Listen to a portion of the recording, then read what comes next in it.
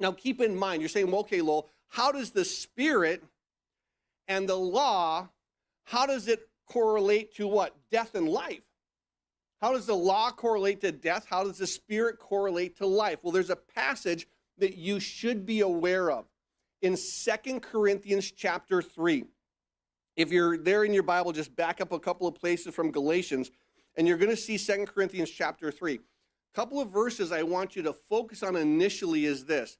Two verses which will kind of summarize what we're going to be looking at is verses 6 and 7.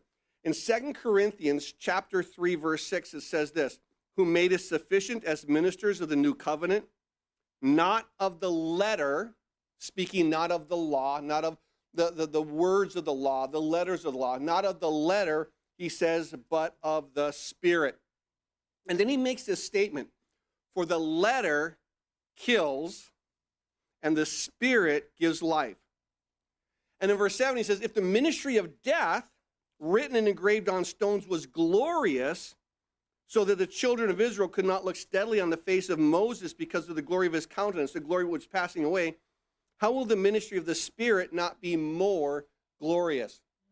Understand that when it comes to our texts as being led by the Spirit, you're not under the law,